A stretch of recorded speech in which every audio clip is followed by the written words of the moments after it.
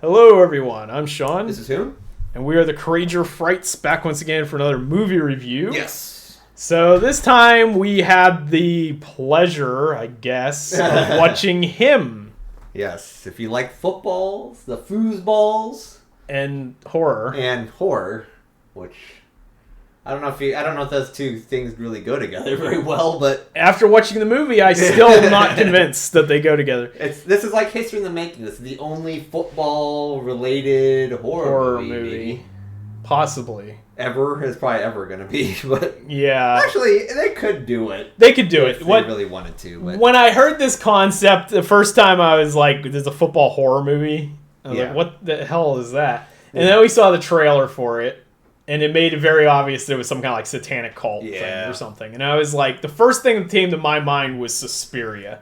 Yeah. So if you don't know what Suspiria is, very famous Italian horror film from the 70s, directed by Dario Argento. And it's about like this girl that joins a ballet school in Germany. And it's, spoiler, I guess, for a 50-year-old movie, but it's pretty much run by a witch coven or whatever. I didn't know that. That's satanic. And that's where they get like their skill from or whatever. That type of concept could easily transfer to anything that's a performance art or sport or whatever. Yeah, because it would make sense. And that, what I thought this was going to be, that's kind of what this is. Yeah. But it's just done in such a weird way. Actually, I don't even think so. Because... Well, it's revealed to be that at the very end of the movie, but I don't know if like, his performance could still be bad. Like he could just that's true. Yeah, we don't actually see him play. Yeah, we don't know. Because he has like... Actually, there was a point in the first part of the movie, which... Is this an actual football thing, is where you have like the head injuries? Yeah. Because the first thing you have is he has like a major head injury, because some guy just hits him in the head with a crowbar or something. For reasons. Yeah, for reasons. So I thought that's what they were going to go for, but then it's kind of like, it literally just doesn't go anywhere from there. It has like the very first scene, and that was it. Other than like him getting like his head wound like fixed or something. And because he's not... He's like playing... He's out on the football, throwing a football at a goalpost. Yeah, he was playing 5D football or something. Yeah, he's playing like... He was playing Australian rules or something. He was playing Tecmo Bowl from NES. That's Yeah, what he was playing. Like Australian rules football or something. One of those other Gaelic football or something where it doesn't follow like normal rules. That's the first thing I noticed. It was weird. As someone who doesn't give a shit about football, I thought it was a little strange that he's throwing a football at a goalpost.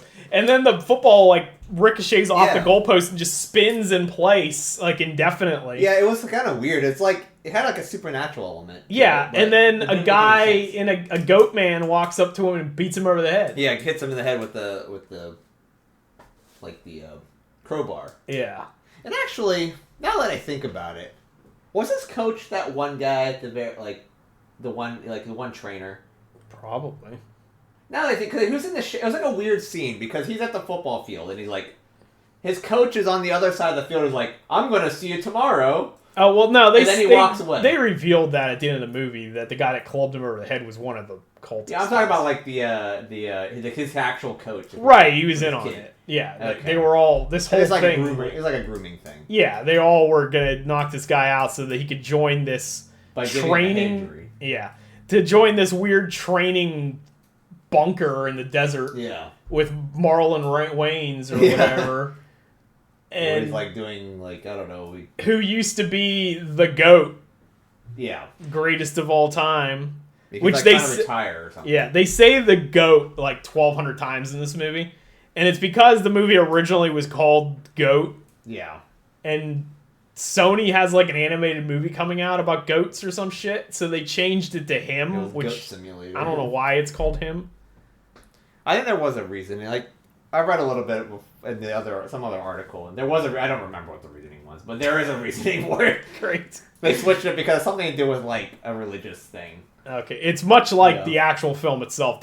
I'm sure there's a reason for most of the things that happen, but I don't remember. It's like a religious thing the reason why they picked him. Yeah, but it's kind of that's kind of a stretch. Yeah, but there's a lot of symbolism in the movie. Yeah, it attempts to be very artsy. Yeah.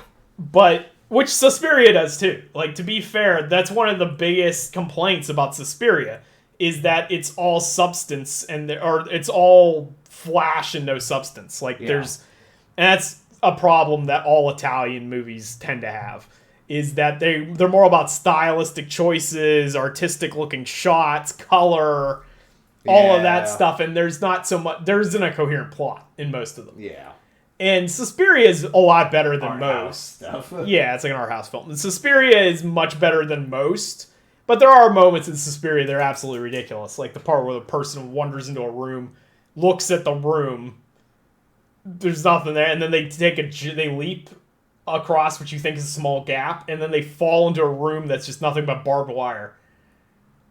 There's no explanation. It's just one of the most random scenes in the film, and you're like, what the fuck is that?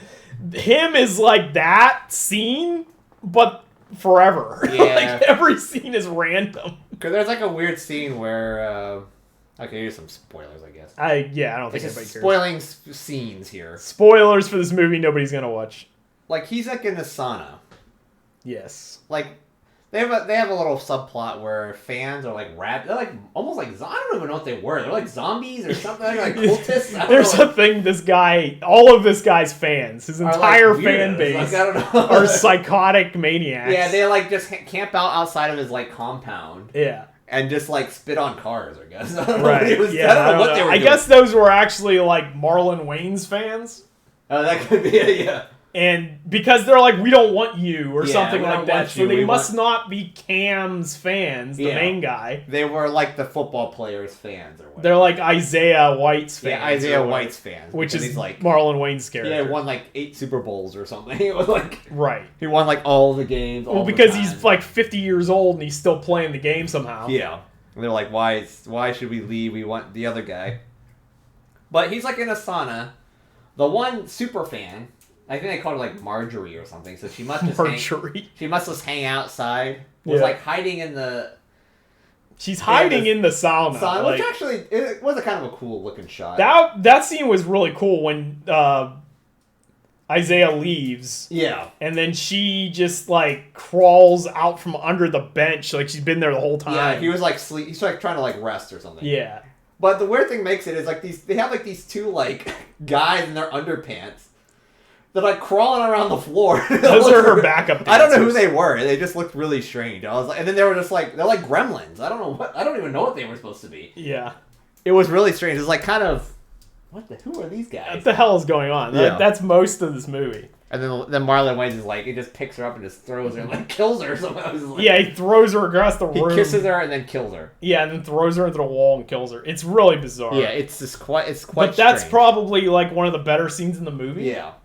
And then the thing's divided. The plot is divided into days. Once he gets to the training camp, because they said they have 7 days. Like he wants to like bring him to his like he wants to get him signed or whatever because he didn't do the combine because he had that head injury. Right. He's like, you need to come to my compound and I'll help you become get hired or whatever. Right. So like we said, Marlon Wayans' character Isaiah is the original. Well, not the original, but he's the current like quarterback, main player, whatever, for this team, the Saviors or some shit. Yeah, the Texas, like San Antonio Saviors. And they didn't have enough money to get a NFL licensing deal, I guess. So we have fake teams. Yeah. And even though his budget of this movie is like $29 million or something. So he gets driven out to the desert where this weird bunker exists where Isaiah's like training thing is. Yeah. But they barely ever train. They get up in the morning, they run in the heat of the desert. Yeah, and then he like throws up all over the place. And he throws up everywhere and keeps imagining people coming up to him and trying to kill him. Yeah, like mascots and like it's like these weird mascots. Yeah, they're all they're goats. It's the goat. That's why he's the goat. The goat. I was about to say Uncle Fester. What's the other guy? Fester. Who's the guy that's like Cousin It? Yeah, Cousin It. Cousin It shows up in this. Cousin It doesn't even appear in the Wednesday show. Yeah, but shows up in this. Isn't him. There's like a weird character that's just covered from head to toe in like those pom-poms. Yeah, it's really strange. It looks like Cousin It. And he has like a hammer with him. Yeah. He carries a hammer with him. And he like kills Cam, the main guy, but then he doesn't because it's all a vision. He keeps having visions of people killing him the entire movie. I don't know what that's about. I don't understand that part because he's like I thought it was because it's from before, but I don't think it was. I think he was just having it the whole time. Right. Or maybe it was like whatever because they. It's like whatever. Because there's a subplot where it's obvious it's about like drug use and stuff, or maybe like steroid usage or something like that. Because like, the one trainer keeps injecting them with liquid. Random Australian doctor. He's just like, this will help you, and then he just injects him. And he just comes out of nowhere, just like pricks him in the arm and leaves. Yeah, and then so it's like they're trying to make a commentary about drug use or steroid use in sports. They're trying to make a commentary about concussions and head injuries, and they're trying to make a commentary about like hero worship in the sport, or like sports work, like people worship, like fan worshiping, and like I don't know what they call it, like deranged fans. Yeah, but this guy apparently all his fans are deranged. Yeah, like, all his fans are just. Like, I feel like every celebrity has a few fans that are like weird stalkers, but not all of their fans are stalkers. This guy, like his whole fan base. Yeah, everyone just like camps outside of his house and try to kill him at all times. Yeah. So, and they dress like goats constantly because this movie was supposed to be called The Goat. Yeah. So now everybody's dressed as a goat because that is the depth that the filmmaker. Do you get it? Yeah. Do you get it? That's just how deep this filmmaker is. Who the director of this is Justin Tipping, who you may know from him. From a movie. So, Jordan Peele did not make this film. Yeah. To make that clear, too. A lot of people think he would probably have made something a little better. I would hope so. A lot of people think he made this because his name's in the marketing and stuff, but he's the producer. Yeah. This is a tactic that's done frequently in films, because I remember going to see the Tony Jaa film, The Protector, and when you saw it in the theater, it was Quentin Tarantino's The Protector. Quentin Tarantino had fuck all to do with The Protector. So Jordan Peele's basically the same deal. I think he showed up on set a few times, and he was like a consultant for Justin or something. Like they had conversations about stuff. Yeah, because like they had conversation about Nosferatu or whatever. Yeah, Nosferatu. So like we were looking Alchemy and yeah. And whatever. You're looking up like inspirations for this film, and Nosferatu comes up, and it's like I can't figure out where the Nosferatu is. Yeah, I'm trying to think because there was like no vampire. There's a general vampire thing, so I guess if you get spoil what is this movie about? Apparently, they choose somebody to be the best quarterback. Like grooms them or whatever. Of this one team. It's just a one team that does this shit, presumably, unless they all have their own cult. Which they could be, I don't know. Maybe that's what they're implying, I have no idea. But, so they all worship some weird demon, Mammon or something Mammon, like that. which is like the demon of greed and like... which just means money in Hebrew, apparently. But anyway, like I said, it's basically Suspiria for idiots. Yeah. Where it's pretty much, they're all a weird cult. Finally, at the very end of the movie, this is nearly 2 hours long. The very last 10 minutes. Feels like 2 hours. Yeah, it does. Maybe a little bit longer than that. The very last, I kept dozing off. Yeah. The very last 10 minutes of the film, they reveal what the cult is. Yeah. So it's these guys. It's basically every white man this guy knows is part of the cult. Yeah. And they're trying to pass it from Marlon Wayans Isaiah onto Cam, who's this guy. Yeah, because like before then they have to like kill each other. Like they have it's like a fight to the death to get out there to the field to the sacrifice, and which I don't think he killed Isaiah, did he? He just like knocked him out and ran out there. I think he did, because it did that weird like they have this weird filter thing where basically they take the thing from Mortal Kombat. Oh yeah. Where it has like the scene where it shows like their bones getting broken. Oh yeah, like stuff. the heat vision. It does that at the end when they're fighting. I think he like punches them a bunch of times. Oh yeah, he did punch him a bunch of times. Maybe he knocked him out. I don't know. I have no idea. It is unclear. You don't actually see it, so if they make him too, they probably could have Marlon Wayans return. Marlon Wayans actually is the best part of this, but he's just insane. Marlon Wayans is pretty decent. Like the acting is actually pretty good in this movie. I'm much more excited for the next scary movie than him too. Yeah, it's by far Marlon Wayans' like best performance. Right. But anyway, they fight each other. He knocks him out and/or kills him. Yeah. And then, because he's revealed that he's consuming the blood of the previous champion. Yeah. So that's, I guess, where your vampire element is? Yeah, because it does. They say it passes on from, like, the original guy. From the beginning of the league, which is like 1910 or whatever the hell football began. 1920. They just been taking 1920. his blood and just infusing it to the next person that they groom. Right, which I guess they all have the same blood type. I don't know. Yeah, it's like random blood is given to people. I was like, okay. Maybe that's how they choose who the guy's going to be based on the blood type. And I was like thinking, like, if their plan kind of doesn't make any sense, what happens if he sucks? Like, is he just like, your team just bad? Because you groomed him this whole time, he could just be horrible. Yeah. Well, like I said, they didn't do a lot of football practice. No. Like, they threw balls at some guy's head. Yeah. For, like... And then Marlon Wayans' wife, who looks like off-brand Lady Gaga, is trying to seduce him all the time. Yeah, because I guess she's going to be, like, his new wife. Lady Go-Go. Yeah. So, anyway, he beats up Isaiah, and then he walks out into the field, which, by the way, the poster is the final scene of the movie. That's the final scene of the movie. So all the old white guys he knows are the cult leaders, yes. Which is like the coach and the owner of the team. And they wear like pig masks. Yeah, there's a guy wearing a pig mask. And like, I don't know, like furs and stuff. like goat masks and shit. And there's like a weird conquistador mascot that I guess is a person. I don't know. They don't really explain that. Because I thought because I don't know why the conquistador, because their team is the saviors. So unless that thing's supposed to be a savior, it looked like, I don't know, like some sort of conquistador, like Ponce de Leon or something. Ponce de Leon. You know, I don't know. Like he's just there. Well, maybe he's looking for the Fountain of Youth. Maybe that is it. I don't know. This movie's on point with that shit. I don't know if you saw it. It's real subtle, but when he had that cross around his neck, as soon as the weird shit started, it was upside down for the rest of the movie. I didn't notice that. Yeah, that was subtle. Very subtle imagery there. But yeah, that was a thing. They kept throwing goats everywhere because the goat. Yeah, the goat. And then there was something else that was like on point all the time. That was just like on the nose constantly.